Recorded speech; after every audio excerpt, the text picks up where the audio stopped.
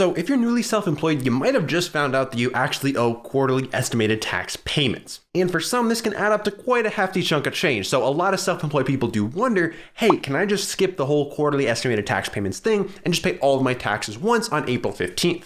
And while this is quote unquote against the rules, that doesn't stop a lot of self-employed people, content creators, YouTubers, etc. from doing this and just paying all their taxes on April 15th. But if that is something you're considering, it's important to know what the implications of that are and what the rules are surrounding this, the penalties you're going to pay, the interest, etc. So that's what this video is all about. And just a quick disclaimer here, I am not a CPA, this is not tax advice, and I'm not encouraging you to skip your quarterly estimated tax payments. Additionally, I am not your financial planner unless we've signed a piece of paper that said I am, and you're sending me some money every single month. So with that out of the way, let's get into it. All right, so first off, who's actually required to pay quarterly estimated tax payments? Because if you're not required to pay these things, no sense in watching the video. This does not apply to you. But according to the IRS, estimated tax payments are generally required if you expect to owe $1,000 or more when the return is filed. Now that's all well and good, but how do you actually know how much you're going to owe on your tax return? Okay, because it's the middle of the year. If you're making quarterly payments, you don't know how much you're going to owe in taxes. So there's really two methods you can use to figure that out. You can either one, eyeball it,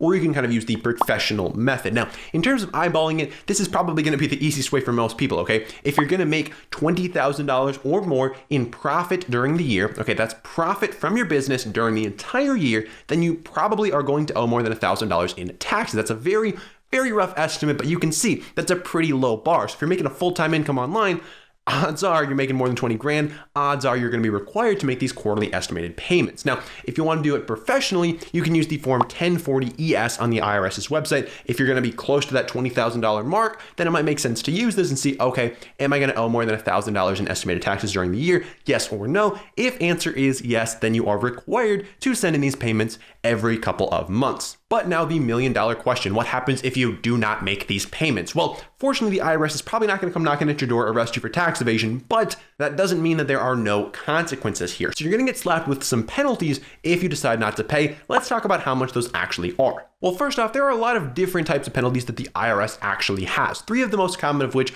are the failure to file penalty, the failure to pay penalty, and the underpayment penalty. Now, provided you file your taxes and actually pay on time, you shouldn't have to worry too much about the first two, but the one that you're going to be concerned about here is the underpayment penalty, because if you're not paying your full estimated tax payment, that is considered an underpayment, and you're going to be paying a penalty for that. Now, how much is the underpayment penalty? Well, unfortunately, it actually fluctuates, so it is going to change every single quarter. They publish what the underpayment penalty actually is. Currently, as of recording this for quarter 2 of 2021, the underpayment penalty is 3%. Now, this is based on current interest rates, so as interest rates are as low as they are, that 3% number is pretty low, okay? You're basically getting a loan from the IRS for 3%. That's how they treat this, okay? If you're underpaying, they're treating it as, okay, Apple didn't pay us everything we wanted from him, so we're just extending him a loan for that extra money. They're charging a 3% interest rate on that loan, which in the grand scheme of things, guys, 3% is not all that high. Now, all that being said, here's a quick example, okay? Because if you owed $100,000 in quarterly estimated taxes during the year, you wouldn't actually end up paying $3,000 or 3%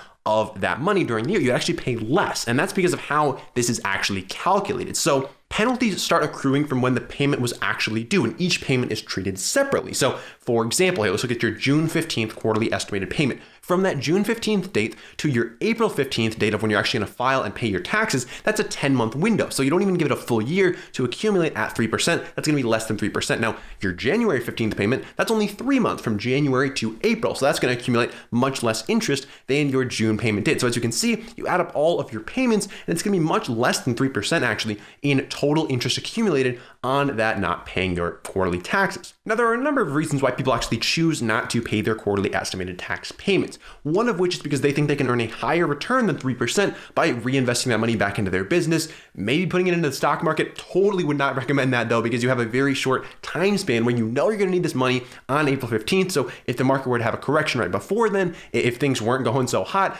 probably not the smartest thing to do to keep your quarterly estimated payments in the stock market. But some people like to keep it as an emergency fund for their business. They like to reinvest it back into their business. So there are a couple different things that people choose to do with these payments, but in general, just know this is still going to be due on April 15th. Okay, if you do not make your taxes on April 15th, you're going to be hitting those other payments that I mentioned earlier that are going to start accruing. Some of those are much higher than this 3%. So you're going to want to keep that in mind and just know that this payment is going to be due on April 15th. So don't put your money anywhere that it's not going to be readily accessible by that time. Now, you definitely have to weigh the pros and cons for this for your personal situation. And if you're thinking about doing this, definitely talk to a CPA or tax planner. This is far beyond the scope of what you should do as an individual. So make sure you talk to a pro here. Make sure you're checking all of your boxes, crossing all of your T's, all of that good stuff so you don't end up in any trouble. So now that you know what's going to happen if you don't pay your quarterly estimated payments, the next thing you should do is check out this video over here where I dive deep into how the quarterly tax payment system actually works, okay? How do these payments work? When are they due? How much are they actually going to be? So check out that video over there, and I'll see you in that video.